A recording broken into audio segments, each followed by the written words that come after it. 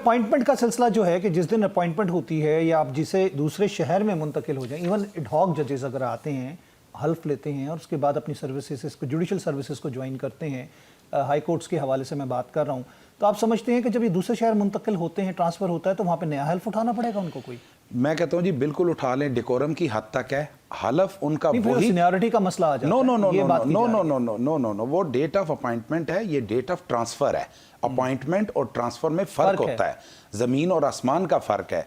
वो ओथ ले चुके हैं अपने Lahore high court, Balochistan high court और Sindh high court at the time of joining judiciary वो ओथ हो चुका है जी, एज ए जज उनका ओथ वही है। फिर ट्रांसफर का तो मकसद ही फोत हो गया ना आसिम। अगर ये ट्रांसफर का लफ्ज है तो ट्रांसफर के साथ ये नहीं है कि ये ओहदा उसका चेंज हो जाएगा, वो जज ही रहेगा, सीनियरिटी उसकी वही मेंटेन रहेगी। और ये ओथ एक सेरेमोनियल एक चीज़ है कि उन्होंने एक अदालत में आके बैठना है तो वहाँ पे ओथ ले लें। और जो ज्वाइन कर रहे हैं एज अ जो पहले सेशन जज थे या फिर वकला में से आए हैं या आएंगे, उनके लिए बनता है कि वो ओथ लें। फ्रेश अपॉइंटमेंट, जो फ्रेश अपॉइंटमेंट है वो कहलाएगी कि जी अब सीनियरिटी और जूनियर का क्वेश्चन आ गया। इसमें सीनियर जूनियर का कोई क्वेश्चन नहीं है। वो जो जज साहिबान लाहौर हाई कोर्ट से आ रहे हैं या सिंध हाई कोर्ट या बलोचिस्तान, उनकी सीनियरिटी वही रहेगी जो उधर थी उनकी सीनियरिटी।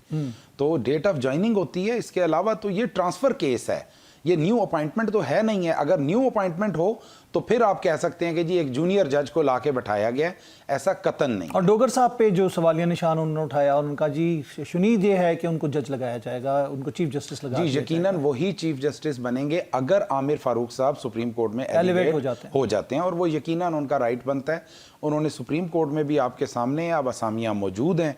मैं तो कहूँगा इस हुकूमत को एक चीज़ जाता है कि कम अज़ कम ये जो स्ट्रेंथ पूरी कर रहे हैं, बेशक इसमें अगर पॉलिटिकली आप ले लें तो कोई कहेगा कि जी अपने जजेस भर्ती कर रहे हैं। मेरे करीब ये बड़ी अजीबो गरीब टर्म है, अपने जजेस, मेरे जजेस, तुम्हारे जजेस। जजेस जो हैं वो इंसाफ की कुर्सी पे बैठते हैं, वो किसी भी तरीके से अपॉइंट होके आए, वो फिर किसी के जज नहीं होते। वो जज इंसाफ के लिए आते हैं और वो इंसाफ करते हैं। जिन्होंने नहीं किया, तारीख ने उनको भी नहीं छोड़ा, तारीख किसी को नहीं छोड़ती।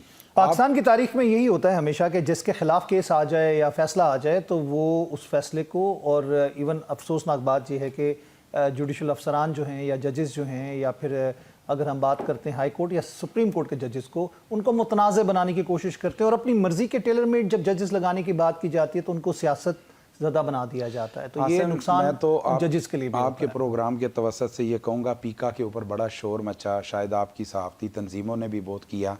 बिल्कुल रिजर्वेशन होंगी।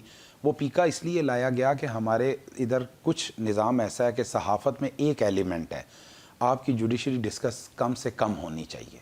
और जब ये जुडिशरी डिस्कस की कहा जाता है कि जजेस के फैसले बोलते हैं, जजेस खुद नहीं बोलते, वो नहीं बोलते। और कम अज़ कम सहाफ़त को भी इसमें एहतियात करनी चाहिए कि जिस मनसब पे खुदा ने उनको इज़्ज़त दी है, मुनसिफ बना के बैठाया है, तो उसका ख्याल रखा जाए। और आगे मैं कहता हूँ कि इसके ऊपर कोई लेजिस्लेशन होनी चाहिए।